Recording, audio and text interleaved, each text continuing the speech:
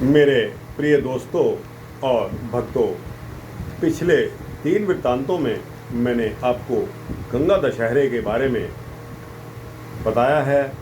और दोस्तों, यह सभी वृत्तांत जो भागों में दिए जा रहे हैं, किसी न किसी ग्रंथों पर आधारित हैं।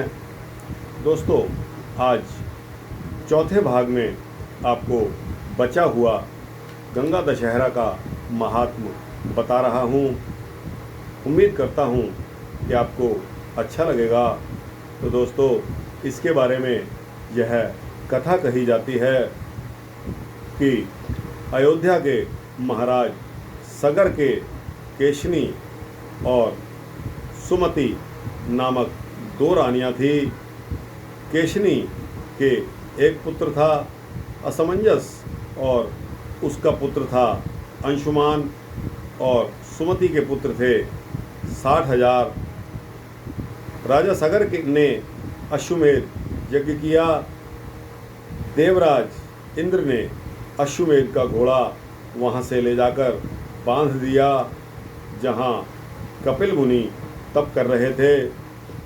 सगर के 60,000 पुत्र घोड़ा ढूंढते ढूंढते वहाँ आ निकले और यह समझकर कि कपिल मुनि ने घोड़ा बांधा है, उनका अपमान शुरू कर दिया। कपिल मुनि ने कोप से दे सभी भस्म हो गए। कपिल मुनि इतने समर्थ थे कि उन्होंने अपने क्रोध से सभी को भस्म कर दिया। अंशुमान को गरुड़ ने उपदेश दिया कि तुम्हारे पितरों का उद्धार तभी होगा जब गंगा जी धरती पर आएंगी। अंशुमान ने पितामहा सगर को बताया। राजा सगर के बाद अंशुमान राजा हुए। उनके पुत्र दिलीप हुए। वह बहुत धर्मात्मा थे। अंशुमान तप करने लगे। दिलीप के पुत्र भागीरथ हुए।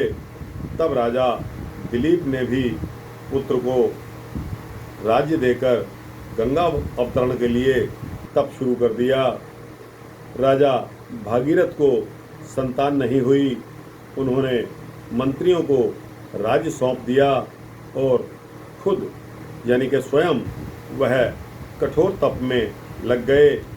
जब ब्रह्मा जी प्रसन्न हो गए तो ब्रह्मा जी ने प्रसन्न होकर उनसे वर मांगने को कहा।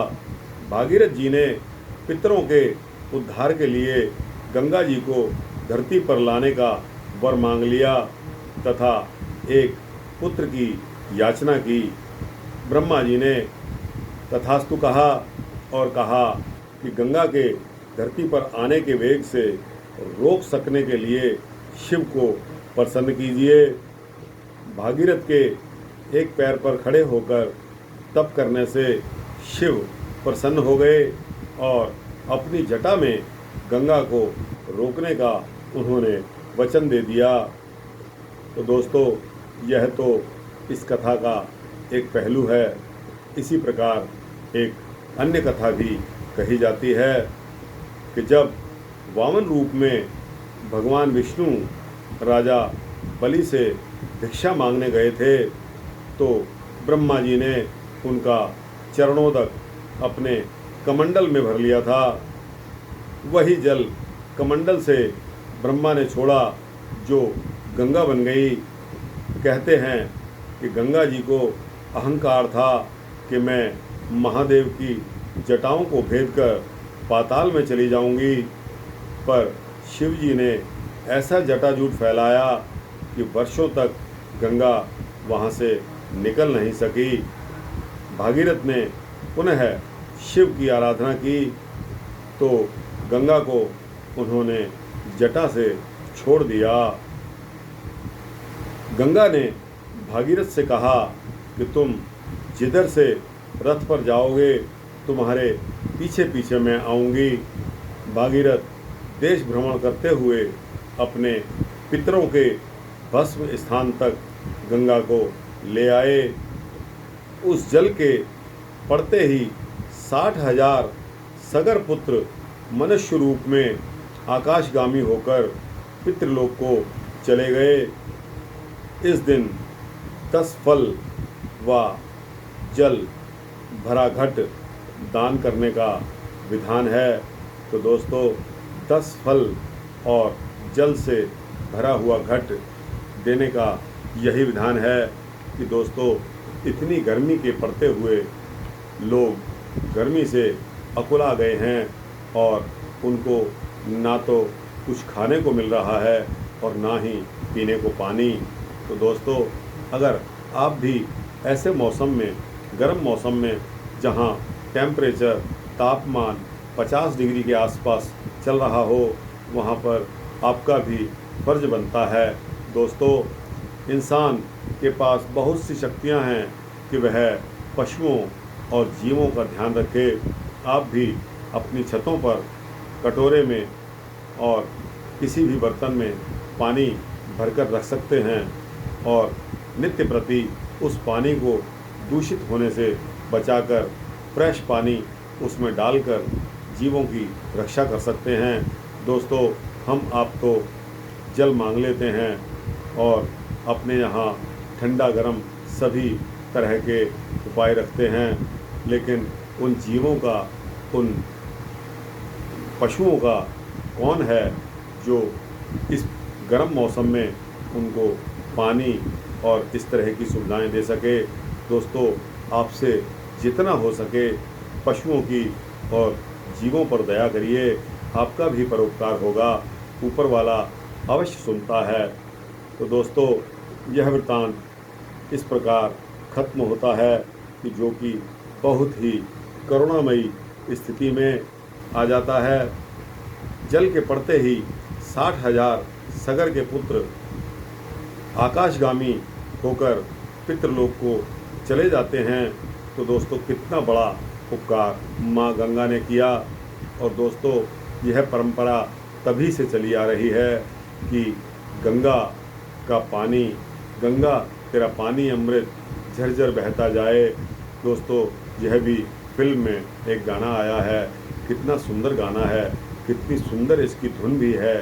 और दोस्तों इस दिन 10 फल और जल से भरा हुआ घट अगर आप किसी गरीबों को दान में देंगे तो दोस्तों वह आपको दुआ अवश्य देगा, और दुआ जो है वो दवा का काम करती है। दोस्तों आपके पापों का नाश होगा, आपका यह लोक और परलोक भी सुधर जाएगा। दोस्तों इस काम में विलंब ना करिए, क्योंकि आने वाले 2-4 दिनों में ही बरसात का आगमन होने वाला है। फिर आपको इस संबंध में कोई नहीं पूछेगा, किसी की यह डिमांड नहीं रहेगी कि मुझे पानी पिला दीजिए। तो दोस्तों यह एक टेम्परेरी फेस है जो कि इस महागर्मी में इतने अधिक टेम्परेचर पर प्यास लगना स्वाभाविक है, इसमें विलंब मत करिए। मेरा यह वृत्तांत सुनते ही आप अपने छतों पर और जहाँ कहीं भी आप उचित समझें पशुओं और पक्षियों के लिए पानी का प्रबंध करके रखें, आपको परोपकार होगा। दोस्तों इस वचन के साथ ही अपना यह वृत्तांत समाप्त करता हूँ। दोस्तों यह वृत्तांत गंगा दशहरा का महात्म यहाँ समाप्त होता है। इन 4 भागों को अवश्य सुनिए। यह चारों भाग मेरे लिए दिए नहीं हैं, यह ग्रंथों पर आधारित हैं। और दोस्तों अगर आप भी भगवान को मानते हैं, अपने धर्म को मानते हैं, तो दोस्तों यह परोपकार करने से पीछे मत हटिए। इसमें कोई पैसा लगने वाला नहीं है। जब भी आप सुबह को उठते हैं तो क्या आपका मन नहीं करता कि आप भगवान की पूजा अर्चना, पाठ पूजा करें? दोस्तों आप भगवान को अवश्य याद करें, क्योंकि उस भगवान ने ही हमें यह सर्वोत्तम योनि दी है, और हमारा यह कर्तव्य बनता है कि हम उस परमपिता परमात्मा को याद रखें। इन्हीं शब्दों के साथ मैं यह वृत्तांत समाप्त करता हूँ। जय श्री राम, जय श्री कृष्ण।